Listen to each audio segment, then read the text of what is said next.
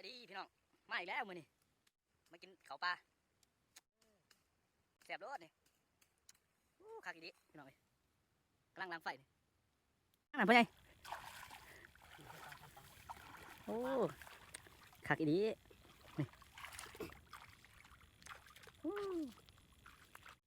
นี่พี่น้องกำลังล้างไฟสบายดีพี่น้องนี่เสร็จละนี่พี่น้องเขาเฮ็ดอันนั้นไว้นี่เราจะไปไล่มาใส่ไปเบิ่งเนาะพี่น้องเขาสิไปไล่มาใส่พี่น้องกำลังไล่เลยนี่เห็นบ่พ่อใหญ่เราไล่เขาสิไล่ไปนี่พี่น้องมา2 คนคือเก่านี่เนาะนี่กำลังไล่ขับเยอะเนี่ย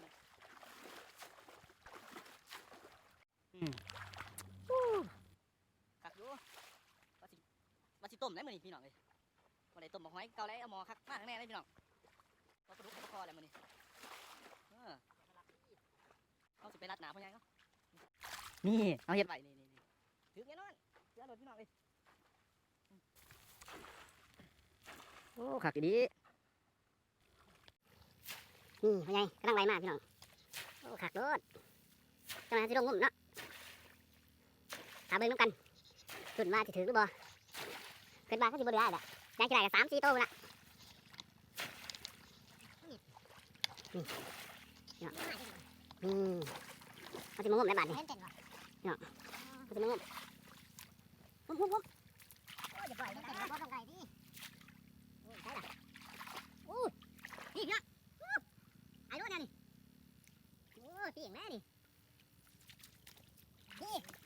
พี่น้องนักบินอยู่ดิโอ้ยเอาไปตัวนี้นะนี่แหละโอ้ดีแล้วพี่น้องนี่ลูกขัดนี้ขัดเลยเบิ่งอุ้ยปักมือได้นี่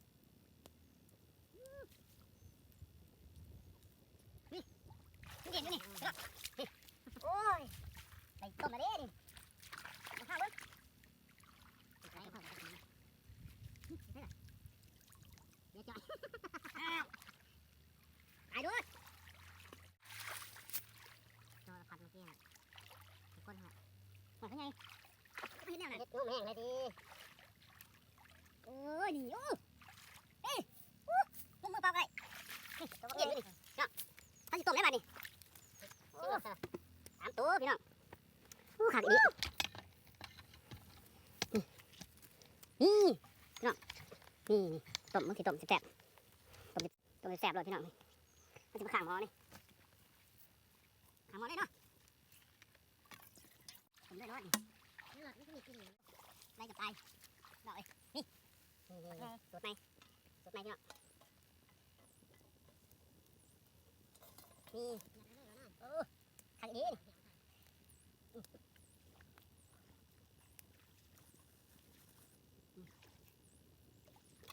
ใส่ลงไปแซ่บมานี่ต้มปลา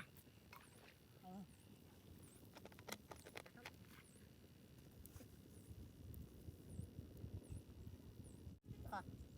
ลุกเป็นตัวคอหน่อย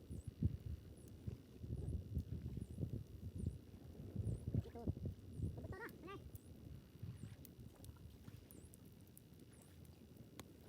นี่วางนี่ขัดดีไม่ใช่ตัวนี้เลยยืมไทยพี่น้องเบิ้งนี่ไม่ใช่ซื้อใส่นี่ขัดดีปิ่งดิชิปิ่งยืมไทยพี่น้องเบิ้งนี่เขาจะปิ่งปิ่งเราแสบรสนี่พี่น้องแสบรสนี่โอ้ทั้งต้มทั้งปิ่งโอ้ขัดดีพี่น้องเลย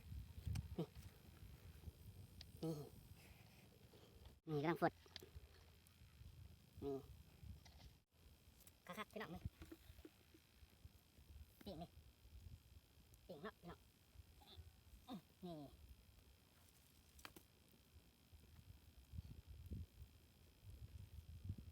โอ้ขัดดี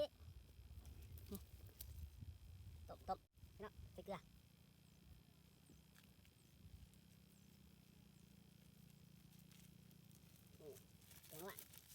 แซ่บโลดดินี่ขัดอีดีพี่น้องเอ้ยถ้าเบิ่งตอนกินซะเนาะพี่น้องนี่พี่น้องเอามาใส่อีกนี่โอ้ยมาแต่ให้แต่หน้าคือเก่านี่โอ้ยขัดโลดนี่พี่น้องต้มหอยวะต้มปลาคอต้มปลาลูกนี่เผาปลาขัดโลดมันจะแซ่บอยู่ขัดอีดีเห็นบ่นี่เผาปลานี่มันคือว่าแห้งโอ้ขัดอีดีโอ้เบิ่นพี่น้องเอ้ยเดี๋ยวตอนกินจังสิทายพี่น้องเบิ่งเด้อต้มปลาเฮานี่โอ้เป็นแต่แซ่บอีดีมากินกันนี่แซ่บโลดมาโอ้กระบวงหน่อยเข้ามาดิมาแล้วเห็นไหมนี่เข้าปลาพี่น้องเอ้ยเข้าปลากระบวง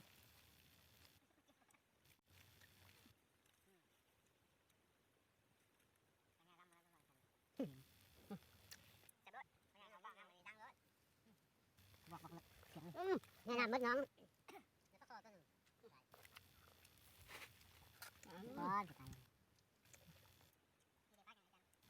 ข้าวกินปกติมันเบื่อกินน้ำเพื่อนจอนเดี๋ยวเราไปน้ำเพื่อนจอนเบื่อก็ไม่ได้หรอกอยากกินมันสองนี่อ้าวเข็นแล้ว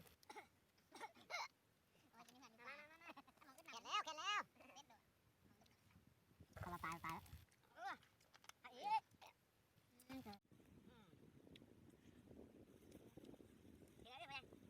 ป้านเ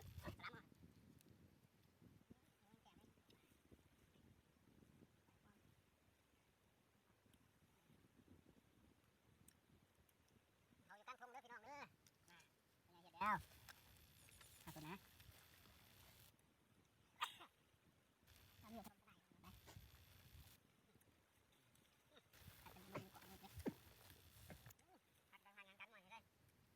ฮัดเอ้ย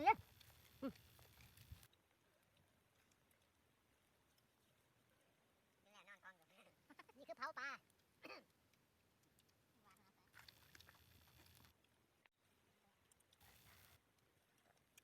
โอ้ยไข่ดิกินปลาสลามกันกินวนมาไปดิ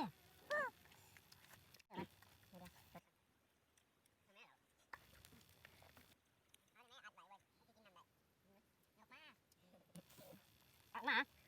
ขับรถไงอีก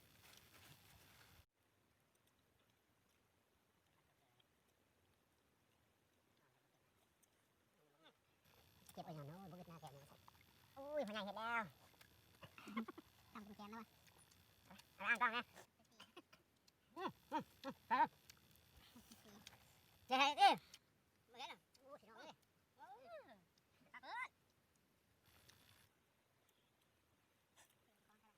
สมมติ